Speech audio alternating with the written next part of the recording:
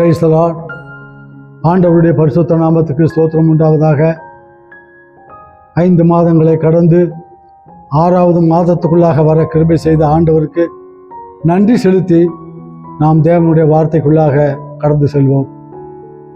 ஜீவனுள்ள அப்பா, இந்த காலை நேரத்துக்காக உமக்கு நன்றி. 6வது மாதத்தின் 1ஆம் நாளுக்காக நன்றி செலுத்துகிறோம். இதில் வரக்கூடிய 30 நாட்களையும் உங்களுடைய பரிசுத்த கரத்தில் ஒப்புக் கொடுக்கிறோம். கடந்த காலங்களிலே எங்களை காத்து வழி நடத்தது போல அதை விட விசேஷமாக இந்த மாதத்தில் எங்களை ஆசீர்வதித்து வழி நடத்த வேண்டுமாய் ஜெபிக்கிறோம். தேவையான மழையை தந்து கொண்டிருக்கிறீர். இன்னும் தேவையான மழையும் எல்லா காரியங்களையும் எங்களுக்கு சாதகமாக மாற்றித்தாரும்.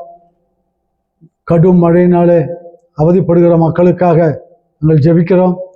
மழையினாலே எந்த விதமான உயிர் சேதங்களும் பொருட்சேதங்களும் ஏற்படாதபடி நம்முடைய ஜனங்களுக்கு ஒரு விசேஷித்த பாதுகாப்பை தாரும். இயேசுவின் நாமத்தால் வேண்டிக் கொள்கிறோம் பிதாவே, ஆமென். கர்த்தருடைய பரிசுத்த நாமத்துக்கு ஸ்தோத்திரம். இந்த ஆராதனைக்கு ஆரம்பமாக ஒரு பாடலை பாடி நாம் தேவனை மகிமைப்படுத்துவோம். நான் இயேசுவாலே பிடிக்கப்பட்டவன், அவர் இரத்தத்தாலே கழுவப்பட்டவன் என்ற பாடலை பாடுவோம்.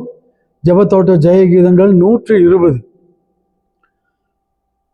இயேசுவாலே பிடிக்கப்பட்டவன், அவர் இரத்தத்தாலே கழுவப்பட்டவன். நான் இயேசுவாலே பிடிக்கப்பட்டவன், அவர் இரத்தத்தாலே கழுவப்பட்டவன். எனக்கென்று எதுவும் இல்லை, இப்பூமி சொந்தமில்லை. எனக்கென்று எதுவும் இல்லை, இப்பூமி சொந்தமில்ல. எல்லாமே இயேசு, என் இயேசு. எல்லாம் இயேசு, இயேசு, இயேசு. எல்லாம் இயேசு, இயேசு, இயேசு. பரலோகம் தாய் வீடு, அதை தேடி நீ ஓடு.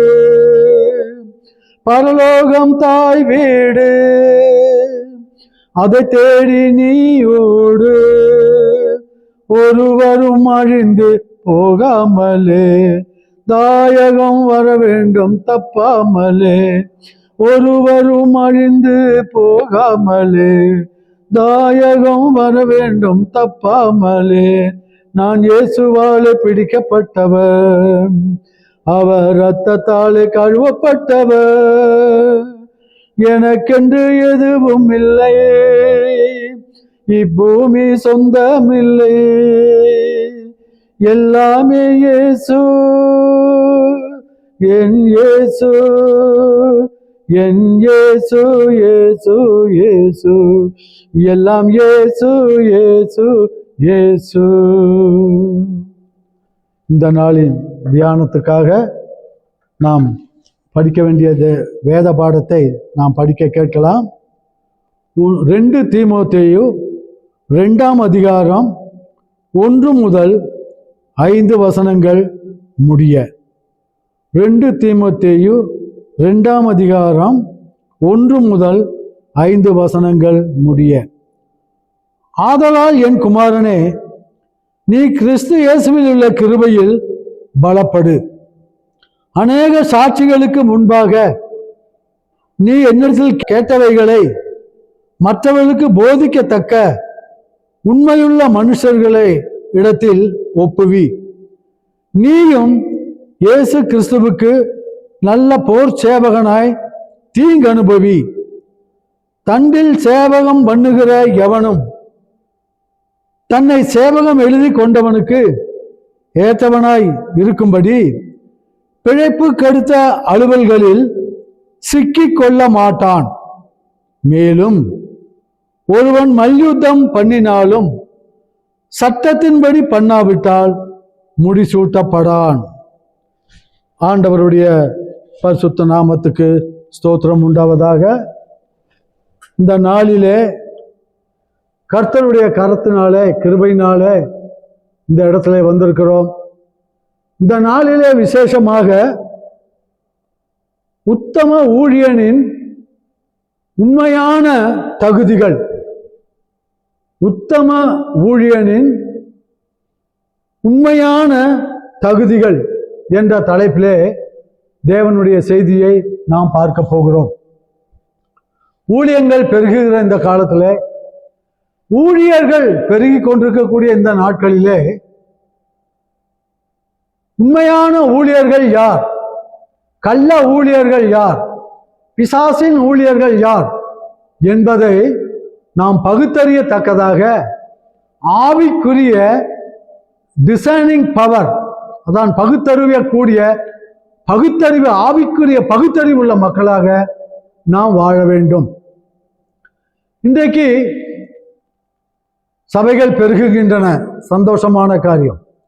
ஊழியங்கள் பெருகுகின்றன, சந்தோஷமான காரியம். அநேக நல்ல காரியங்கள் பெருகி கொண்டிருக்கின்றன. அதே சமயத்திலே மிகவும் வருத்தப்படத்தக்க காரியம் என்னவென்றால், அநேக கள்ள உபதேசிகளும் கள்ள ஊழியக்காரிகளும் எழும்பி தேவனுடைய நாமத்தை அவமகிமைப்படுத்துகிறார்கள், கேவலப்படுத்துகிறார்கள். ஆகவே இப்படிப்பட்ட இந்த நாட்களிலே நல்ல போதகர்கள் யார், கள்ள போதகர்கள் யார் என்பதை வரையறுக்கும்படியாக ஊழியம் செய்கிற எல்லா சகோதரர்களும் சகோதரிகளும் இந்த தேவ வசனத்தை அடிக்கடி திரும்ப திரும்ப நீங்கள் இதை கேட்டு மனம் திரும்ப வேண்டும் என்று நான் கேட்டுக்கொள்கிறேன். ஒரு மனிதன், ஒரு சகோதரன், ஒரு சகோதரி அல்லது ஒரு தேவனுடைய பிள்ளை, ஒரு விசுவாசி கர்த்தருடைய ஊழியத்தை செய்ய வேண்டும். ஊழியத்துக்காக சிலரை ஆண்டவர் பிரத்யேகமாக அழைத்திருக்கிறார். அவர் பாஸ்டர் என்றும், போதகர்கள் என்றும், பிரசங்கிமார் என்றும், எழுப்புதல் வாதிகள் என்றும், பல பெயர்களினாலே, தீர்க்கதரிசிகள் என்றும் பல பெயர்களினாலே அழைக்கப்படுகிறார்கள். ஆனாலும் கூட இந்த ஆண்டவருடைய ஊழியத்தை எல்லாரும் வெற்றிகரமாக செய்ய முடியாது. ஆரோனை போல தேவனால் அழைக்கப்பட்டால் ஒழிய வேறு ஒருவரும் இந்த கனமான ஊழியத்தை செய்ய முடியாது என்று வேதம் நமக்கு திட்டவட்டமாக சொல்லுகிறது. ஆகவே ஒரு ஊழியனுக்கு என்னென்ன தகுதிகள், அடிப்படை தகுதிகள் என்னென்ன வேண்டும் என்பதை நாம் சில காரியங்களை சிந்தித்து தியானித்து இந்த மாதத்தின் தியானத்தை நாம் ஆரம்பிப்போம். முதலாவதாக, ஒரு ஊழியக்காரனாக இருக்கக்கூடிய ஒரு தேவனுடைய பிள்ளை அவன் உண்மையாக மனம் திரும்பியவனாக இருக்க வேண்டும்.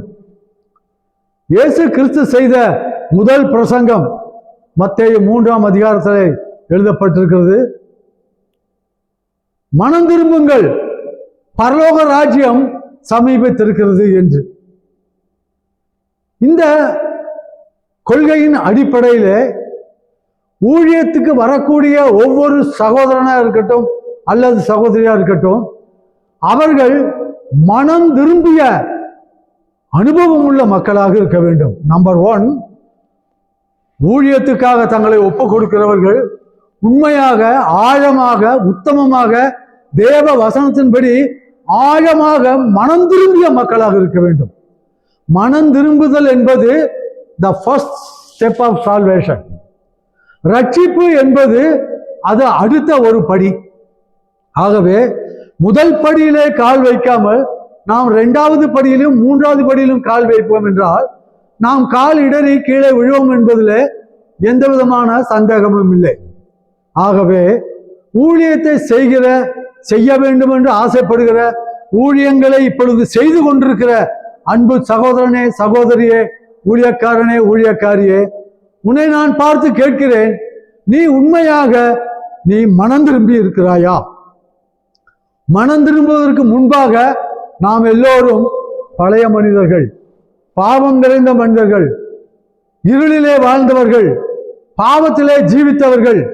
ஆனால் என்றைக்கு சுவிசேஷத்தை நாம் கேட்கிறோமோ அன்றைக்கு சுவிசேஷத்தை முழுமனதோடு ஏற்றுக்கொண்டு பாவமான பழைய வாழ்க்கையிலே இருந்து ஒரு மனம் திரும்புதல் என்ற ஒரு புது வாழ்க்கைக்குள்ளாக நாம் வருகிறோம். மனம் திரும்புதல் என்பது just an entrance of the spiritual life. ஆவிக்குரிய வாழ்க்கையின் முதல் படிதான் மனம் திரும்புதல் என்பது. நான் பாவியா இருந்தேன், பிசாசுக்கு அடிமையா இருந்தேன், குடிகாரனாய் இருந்தேன், விபச்சாரக்காரனாய் இருந்தேன், கொலைகாரனாய் இருந்தேன். அப்படிப்பட்ட என்னை ஆண்டவர் தம்முடைய சுவிசேஷத்தினாலே, சுவிசேஷங்கள் மூலமாக என்னை தம்முடைய பிள்ளையாகும்படி அழைத்தார்.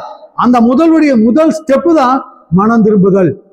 இப்படியாக நீங்கள் மனம் திரும்பிய அனுபவம் உண்டா? இரண்டாவதாக பார்க்கும் பொழுது, மனம் திரும்பிய பிறகு ஒரு ஊழியக்காரன் ஒரு ஊழியக்காரி செய்திருக்க வேண்டிய முக்கியமான ஒரு காரியம் என்னவென்றால், நாம் ரட்சிப்பின் அனுபவத்தை நாம் பெற்றிருக்க வேண்டும். சும்மா நான் இப்படி கையை தூக்கினேன், இப்படி நான் ஒப்பு கொடுத்தேன், இப்படி இந்த ஸ்தாபனத்தார் என்னை ஊழியத்துக்கு அழைத்தார்கள், அல்லது வேதாகமம் கல்லூரியிலே 7 வருஷம் படித்தேன், அதனாலே நான் ஊழியத்தை செய்ய வருகிறேன், இப்படியெல்லாம் உலக பிரகாரமான சில காரியங்களை செய்து கொண்டு அதனாலே நான் ஊழியத்துக்கு வந்தேன் என்று சொல்லுகிறது ஒரு மிக சிறந்த ஒரு காரியம் அல்ல. நீங்கள் மனம் திரும்பி இருக்க வேண்டும், ரட்சிக்கப்பட்டிருக்க வேண்டும், உங்களுடைய பாவங்கள் மன்னிக்கப்பட்ட ஒரு அனுபவத்தை சொந்த வாழ்க்கையிலே நீங்கள் பெற்றிருக்க வேண்டும். அப்படி உண்மையான ஒரு ரட்சிப்பின் சந்தோஷத்தை நீங்கள் அனுபவிக்காவிட்டால் உங்கள் ஊழியத்தின் பாதையிலே எப்படி ஆத்துமாக்களுக்கு மனம் திரும்புதலை போதிக்க போகிறீர்கள்? எப்படி ரட்சிப்பின் அனுபவத்தை நீங்கள் மற்றவர்களுக்கு கொடுக்க போகிறீர்கள்? பானையிலே சாப்பாடு இருந்தால்தான் அகப்பையிலே சாப்பாடு வரும் என்று சொல்லுவார்கள். பானையில உள்ளதுதான் அகப்பையில வரும் என்று சொல்லுவார்கள் அந்த காலத்துல. வெறும் அகப்பையை வெறும் பானையிலே போட்டால் வெறும் அகப்பை தான் வெளியே வரும், எம்டி அகப்பை. ஆனால் அதிலே சாப்பாடோ குழம்போ பாயாசமோ பிரியாணியோ இருக்கும் என்றால் அந்த அகப்பையை விட்டு எடுக்கும் பொழுது அகப்பை நிறைய அதிலே உள்ள சரக்கு வெளியே வரும். அதே போல ஆண்டவருடைய ஊழியத்தை செய்ய வந்திருக்கக்கூடிய நாம் மனம் திரும்புதலும் ரட்சிப்பும் முழு அளவிலே பெற்றவர்களாக, ரட்சிக்கப்பட்ட அனுபவம் நிறைந்தவர்களாக நாம் கண்டிப்பாக இருக்க வேண்டும். ஏனென்றால் நமக்கே அந்த ரட்சிப்பின் அனுபவம் இல்லாவிட்டால் இந்த ரட்சிப்பின் சுவிசேஷத்தை நாம் பிரசங்கம் பண்ண முடியாது. இப்படி பிரசங்கம் பண்ணினாலும் அது ஒரு மாயமாலமான பிரசங்கமே ஒழிய அது மகிமையின் பிரசங்கமாக, அது தேவனை மகிமைப்படுத்துகிற ஊழியமாக இருக்காது. ஆகவே ஊழியக்காரிகள் நீங்கள் உண்மையாகவே நீங்கள் மனம் திரும்பி இருக்கிறீர்களா? ஆழமான வழியிலே ரட்சிக்கப்பட்டிருக்கிறீர்களா? அகல உழுவதிலும் ஆழ உழுவதே நலம் என்று நம்முடைய முன்னோர்கள் சொல்லியிருக்கிறார்கள். ஆவிக்குரிய வாழ்க்கைக்கும் அது பொருந்தும். ஏதோ இந்த மீட்டிங்கு போனேன், என்னை கையை தூக்க ஒப்பு கொடுக்கிறவர்கள் எல்லாம் கையை தூக்குங்கள் என்று சொன்னார்கள், நான் 2 கையையும் தூக்கினேன், அதனாலே நான் ஒரு ஊழியக்காரன் ஒரு ஊழியக்காரி என்று நீங்கள் நினைத்து கொண்டிருப்பீர்கள் என்று சொன்னால் நீங்கள் தெரிந்து கொண்ட பாதை ஒரு தவறான பாதை. என்னுடைய வாழ்க்கையிலே ஆண்டவர், நான் 10ஆம் வகுப்பு படிக்கும் பொழுது ஆண்டவர் என்னை ஆழமாக சந்தித்தார். ஆழமாக மனம் திரும்பினேன், பாவங்களை அறிக்கையிட்டேன், மனிதனிடத்திலும் தேவனிடத்திலும் என்னுடைய பாவங்களை ஒப்புரவு செய்தேன், திருடிய காரியங்களை திருப்பி கொடுத்தேன், பொய் சொன்ன காரியங்களை பொய் சொல்லி என்னை தாழ்த்தி மன்னிப்பு கேட்டேன். சண்டை போட்டு பேசாமல் இருந்தவர்களிடத்திலே நான் போய் பேசி சமாதானம் பண்ணி கொண்டேன்.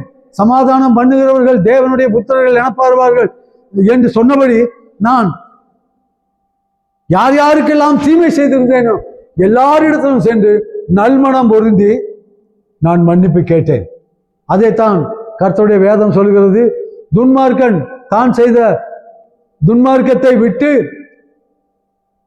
அவன் நீதியான வழிக்கு வருவானே என்றால் அவன் என்னுடைய பிள்ளை எனப்படுவான் என்று எசேக்கியேல், எரேமியா தீர்க்கதரிசன புஸ்தகங்களிலே இப்படியாக எழுதப்பட்டிருக்கிறது.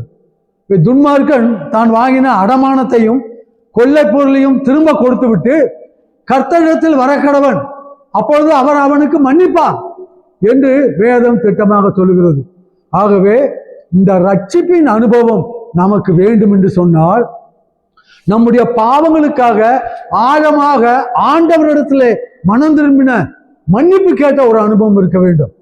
அடுத்தபடியாக அந்த ரட்சிப்பிலே நாம் பழைய வாழ்க்கையிலே யாருக்கு விரோதமாக எந்த தீங்குகளை செய்திருந்தாலும் நினைத்திருந்தாலும் அவர்களிடத்திலே அந்த கன்சர்ன் பார்ட்டி இடத்துல போய் மனம் திரும்பி மன்னிப்பு கேட்டு நம்ம குற்றத்தை ஒப்புக்கொண்டு, சகோதரனே சகோதரியே, ஐயா அம்மா, உங்களுக்கு விரோதமாக நான் இப்படி சில காரியங்களை செய்தேன், ஆண்டவர் அதை எனக்கு பாவம் என்று காட்டுகிறார், தயவு செய்து மன்னித்துக் கொள்ளுங்கள் என்று சொல்லி நேரடியாக ஜெபத்திலே ஆண்டவரிடத்திலே மன்னிப்பு கேட்பதோடு நிறுத்தாமல், யாருக்கு விரோதமாக பாவம் செய்தோமோ அவர்களிடத்திலும் சென்று நாம் தாழ்த்தி மன்னிப்பை கேட்க வேண்டும். நீ காணிக்கை செலுத்த பலிபீட தண்டையிலே வரும் பொழுது உன் சகோதரன் பேரில் குறைவு உண்டு என்று நினைவு கூறுவாயானால் உன்னுடைய காணிக்கையை நீ பலிபீடத்தின் ஓரத்திலே ஒரு பக்கம் வைத்துவிட்டு முதல்ல போய் உன் சகோதரனிடத்திலே ஒப்புரவாகு, திரும்ப வந்து உன்னுடைய காணிக்கையை செலுத்து என்று இயேசு கிறிஸ்து பிரசங்கம் பண்ணி இருக்கிறார். ஆகவே நம்முடைய வாழ்க்கையிலே மனம் திரும்புதல் என்று சொன்னால் திருப்பி கொடுத்தலும் ஒப்புரவாகுதலும் மன்னிப்பு கேட்பதலும் மனம் திரும்புதலும் மிக முக்கியமான ஒரு காரியமாகும். இந்த மாதிரி ஏனோ தானோ என்று ரட்சிக்கப்படாமல் ஆழமாக மனம் திரும்பி ஆழமாக ஒப்பு கொடுத்து உள்ளத்தின் ஆழத்தில் இருந்து நாம் மனம் திரும்பி ரட்சிக்கப்பட்டவர்களாக இருக்க வேண்டும். அடுத்தது மூன்றாவது ஒரு காரியம் என்னவென்றால், நாம் ரட்சிக்கப்பட்டது உண்மையாக இருக்கும் என்றால் அடுத்தது நமக்கு தேவை ஆவிக்குரிய அபிஷேகம், பரிசுத்த ஆவியின் அபிஷேகம். சீசர்கள் எல்லாரும் எப்பொழுது வல்லமையாய் உபயோகப்படுத்தப்பட்டார்கள்? சீசர்கள் எல்லாரும் எப்பொழுது எல்லா இடங்களிலும் சிதறி போய் சுவிசேஷத்தை அறிவித்தார்கள் என்று சொன்னால், அவர்கள் மேல் வீட்டு அறையிலே ஜெபம் பண்ணும் பொழுது பெரும் முழக்கத்தோடு பரிசுத்த ஆவியானவர் அவர்கள் மேல் இறங்கி அவர்கள் ஒவ்வொருவரையும் நிரப்பினார். ஒவ்வொருவரும் தாங்கள் அறியாத புரியாத அந்நிய பாஷைகளிலே பல பாஷைகளிலே பேசி ஆண்டவரை மகிமைப்படுத்தினார்கள். தேவனுடைய அபிஷேகம் அதிலிருந்து அவர்களை அடிக்கடி நிரப்பியது. அவர்கள் ஆவியில் நிறைந்தவர்களாக அவர்கள் உலகமெங்கும் போய் சுவிசேஷத்தை பிரசங்கித்தார்கள்.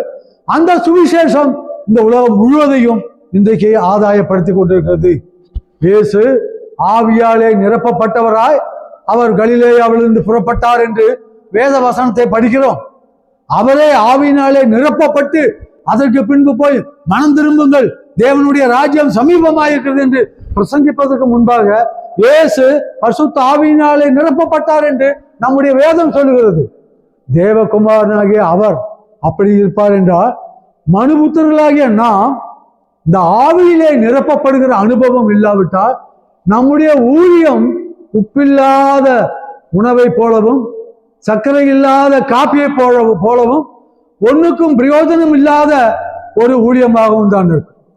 வெளிப்படையாகத்தான் எல்லாம் பாலிஷாக இருக்குமே ஒழிய திருப்பி போடாத அப்பத்தை போல, திருப்பி போடாத தோசையை போல நாமும் ரட்சிக்கப்படாத மக்களாக இருந்து ஊழியத்தை செய்தால் அதனுடைய மகிமை ஜீரோ என்பதை நாம் கண்டுகொள்ள வேண்டும். ஆகவே ரட்சிக்கப்பட்ட ஒவ்வொருவரும் வல்லமையாக ஆண்டவருக்காக வாழ வேண்டும் என்று சொன்னார். விசுவாச வாழ்க்கை வாழ்வதற்கும் சரி, ஊழியத்தின் பாதையிலே ஊழியம் செய்கிறவர்களாக இருந்தாலும் சரி, ஆவிக்குரிய அபிஷேகம் நமக்கு மிக மிக அவசியம். கர்த்தருடைய ஆவி இல்லாதவன் அவருடையவன் அல்ல என்று நம்முடைய வேதம் சொல்லுகிறது. ஆகவே நாம் கர்த்தருடைய பிள்ளைகள் என்று நமக்கு அச்சாரத்தை, ஒரு முத்திரையை கொடுப்பது ஆவிக்குரிய அபிஷேகம். இதற்காக ஜெபித்து கண்ணீர் விட்டு உபவாசித்து காத்திருந்து ஜெபித்து ரட்சிக்கப்பட்ட ஒவ்வொரு பிள்ளைகளும் இந்த ஆவின் அபிஷேகத்தை கண்டிப்பாக பெற்றுக்கொள்ள வேண்டும். அல்லேலூயா. ஆகவே ஒன்று மனம் திரும்ப வேண்டும், அப்புறம் ரட்சிப்பின் அனுபவத்துக்குள்ளாக வர வேண்டும். மூன்றாவது பரிசுத்த ஆவியின் முத்திரையை, அபிஷேகத்தை பெற்றவர்களாக இருக்க வேண்டும். நான்காவதாக ஆண்டவர் நம்மை ஊழியத்துக்கு என்று அவர் அழைத்திருக்க வேண்டும். நாம ஊழியத்துக்கு ஒப்பு கொடுத்து வருவது தவறல்ல, பாவமும் அல்ல. ஆண்டவர் அப்படி ஒரு சில மக்களுக்கு வாஞ்சையும் ஆசையும் கொடுத்து அவர்களை நீ என்னை பின்பற்றி வா, நான் உன்னை மனுஷனை பிடிக்கிறவாக்குவேன் என்று பேதுருவினிடத்திலும் சீமோனிடத்திலும் யாக்கோபிடத்திலும் ஆண்டவர் பேசினார்.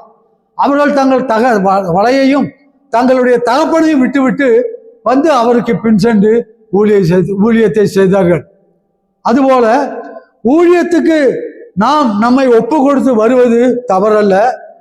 ஆனா தெளிவான அழைப்போடு, தெளிவான ஒரு ஆவியோடு ஆண்டவர் என்னை அழைக்கிறார் என்று முழு நிச்சயத்தோடு நாம் இந்த ஊழியத்துக்கு வர வேண்டும்.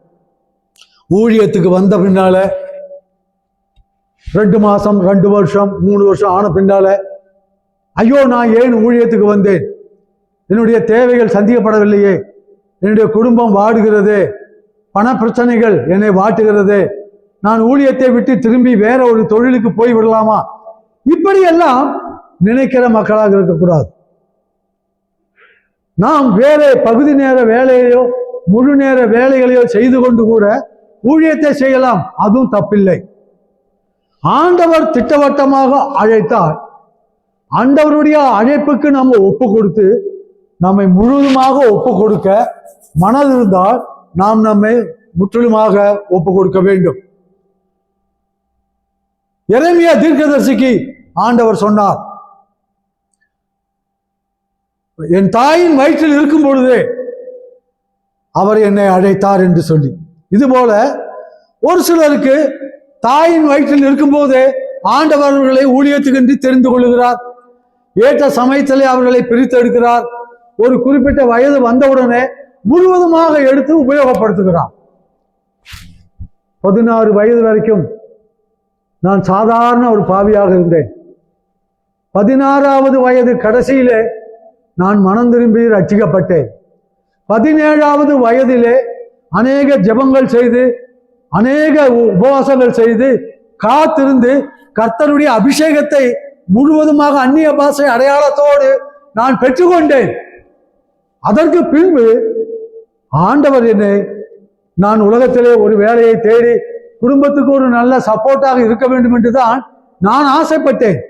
ஆனால் ஆண்டவர் என்னை விடவில்லை. நீ ஊழியத்தை செய்ய வேண்டும் என்று ஆவியானவர் திரும்ப திரும்ப என்னை ஏவினபடினாலே பல வருஷ போராட்டங்களுக்கு பின்பு என்னை முற்றிலுமாக தேவனுடைய ஊழியத்தை செய்ய அர்ப்பணித்தேன்.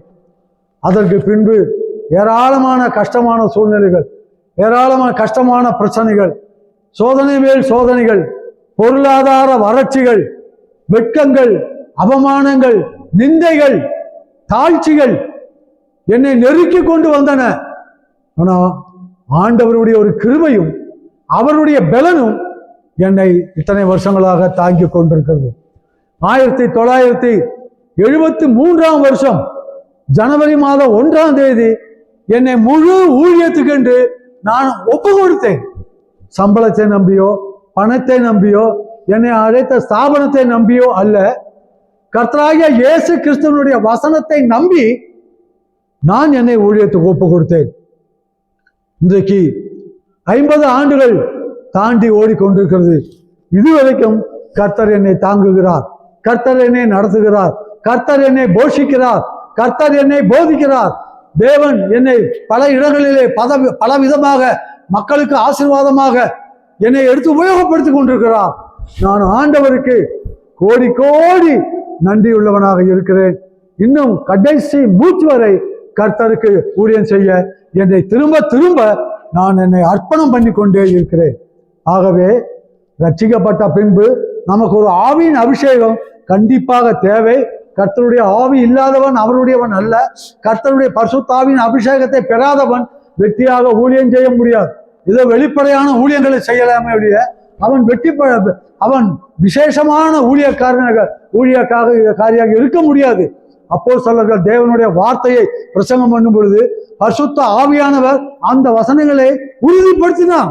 ஆகவே ஒரு பெரிய எழுப்புதல் புதிய ஏற்பாடு காலத்திலே உண்டானது.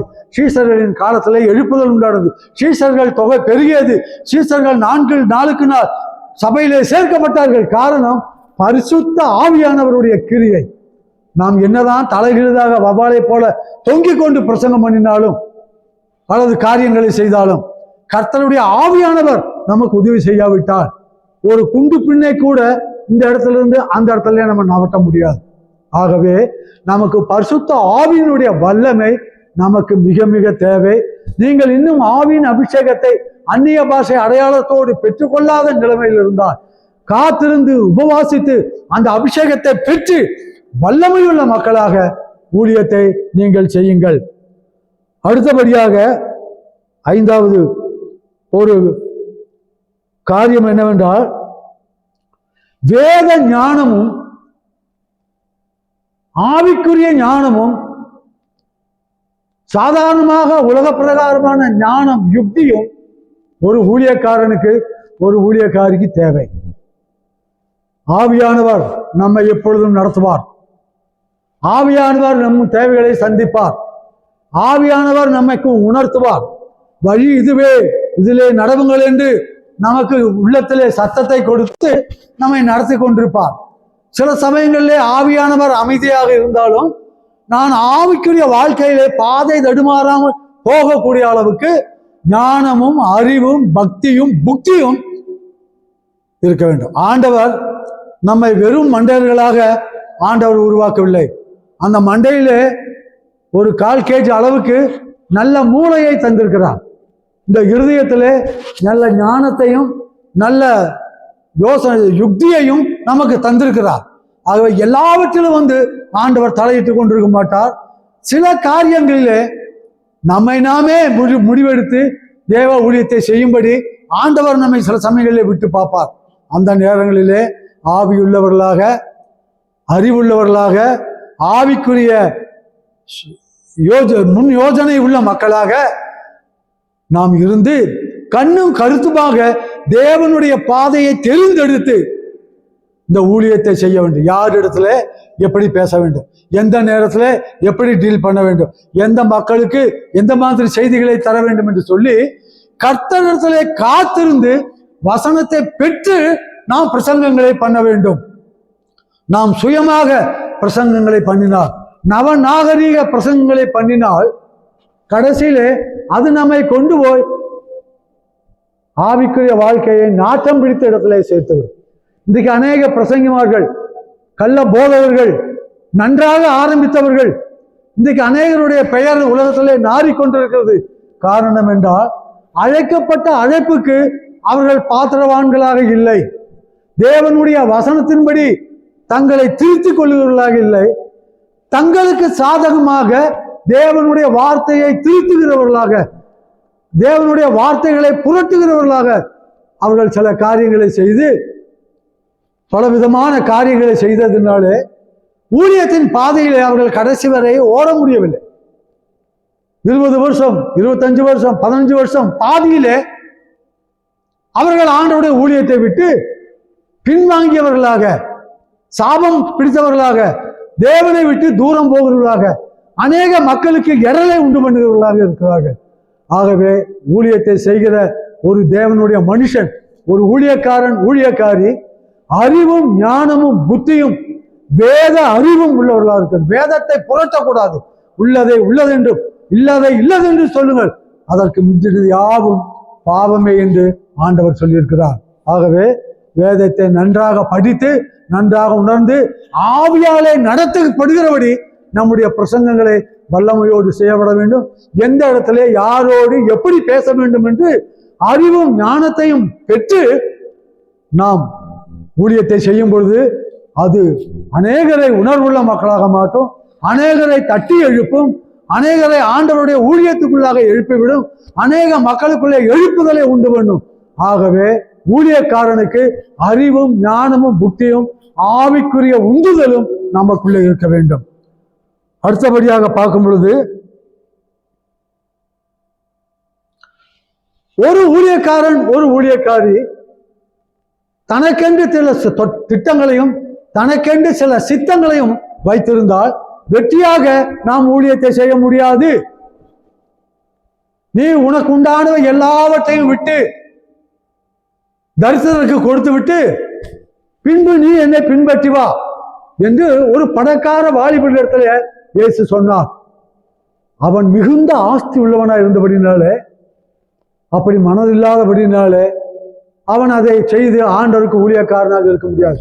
அப்பொழுதுதான் ஆண்டவர் சொல்லுகிறார், ஐஸ்வர்யவான்கள் தேவனுடைய ராஜ்யத்திலே பிரவேசத்தை பார்க்கிறோம், ஒட்டகமானது ஊசியின் காதிலே நுழைவது மிகவும் எளிது என்று சொன்னார். ஆகவே நமக்குள்ளே சுயங்களையும் திட்டங்களையும் பல தீர்மானங்களையும் பல இச்சைகளையும் பல ஆசைகளையும் சேர்த்து வைத்துக் கொண்டு தேவனுடைய ஊழியத்தை செய்ய வேண்டும் என்று சொன்னால் அது நடக்காத காரியம். உன்னை முற்றிலும் முற்றும் சமூலமாக ஒப்பு கொடுத்து ஆண்டவருக்கு உன் பெருமையாக்கி உன்னுடைய ஆசை அங்கலாய்ப்புகளை அவருக்கு ஒப்பு கொடுத்து அவருடைய சித்தத்துக்கு ஒப்பு கொடுப்பாய் என்று சொன்னார், நீ வெற்றியுள்ள ஊழியக்காரராக இருக்க முடியும். சுயத்திலே திட்டங்கள் தீர்மானங்கள் பண்ணி அதை பண்ணி இதை பண்ணி கடைசியில நாமும் அழிவுக்கு நேராக அநேகரையும் அழிவுக்கு கொண்டு போகிற மக்களாக இருப்பதற்கு ஒரு பிரசங்கியாரோ இன்னைக்கு தேவையில்லை. ஆகவே முற்றிலுமாக ஒப்பு கொடுத்து தேவனுடைய வார்த்தைக்கு அர்ப்பணம் பண்ணி தேவனே வழி நடத்தலையே நடக்கிற ஒரு உண்மையுள்ள ஊழியக்காரியாக நாம் இருக்க வேண்டும். கடைசியாக ஆண்டவர் ஊழிய பாதையிலே எது வந்தாலும் என்ன நேர்ந்தாலும் ஆண்டவரை மாத்திரம் விட்டு கொடுக்காத மக்களாக, உறுதியாக இறுதி வரை பிடித்துக் கொள்ளுகிற மக்களாக நாம் இருக்க வேண்டும்.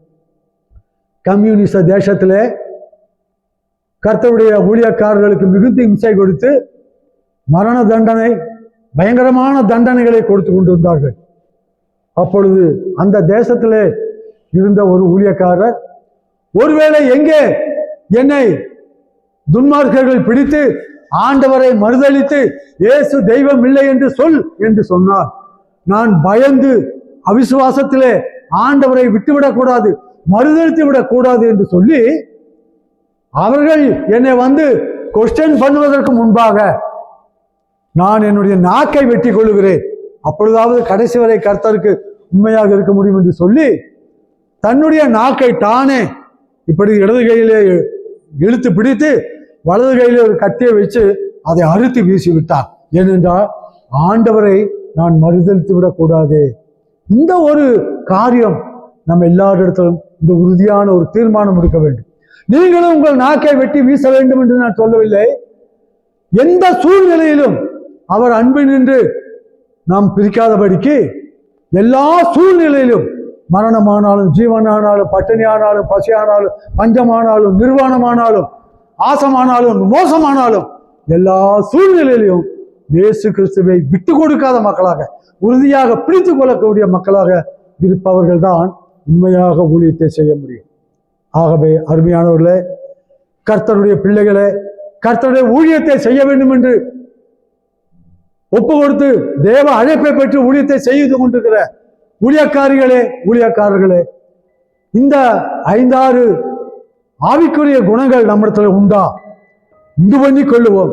இல்லாவிட்டால் தேவனிடத்திலிருந்து கேட்டு பெற்றுக் கொள்வோம். பவர்ஃபுல் ஊழியக்காரர்களாக மாறுவோம்.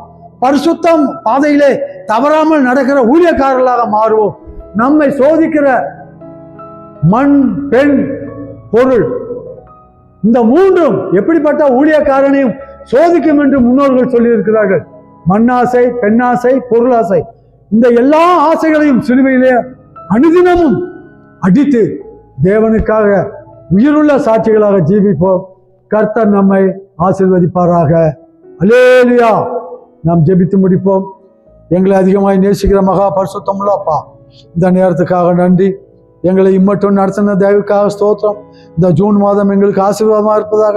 இந்த செய்தி போகிற இடங்களில் எல்லாம் விசேஷமாக இதை கேட்கிற படிக்கிற எல்லா ஊழியக்காரர்களுக்கும் இது ஒரு சவாலாகவும் இது ஒரு எடுத்துக்காட்டாகவும் இது ஒரு முன்மாதிரியாகவும் ஆண்டவரிடத்திலே அதிகமாக நெருக்கி கொண்டு போகிறதாகவும் வல்லமையுள்ள தேவம் செய்தியாக மாற்றியலும் உம்முடைய கிருபை எங்களை தாங்குவதாக.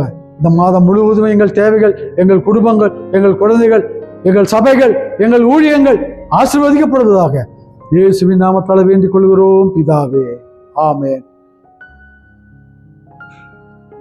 என் ஆத்மாவே கர்த்தரை ஸ்தோத்திரி, என் முழு உள்ளமே பரிசுத்த நாமத்தை ஸ்தோத்திரி. என் ஆத்மாவே கர்த்தரை ஸ்தோத்திரி, அவர் செய்த சகல உபகாரங்களையும் மறவாதே. Amen. Amen. Praise the Lord.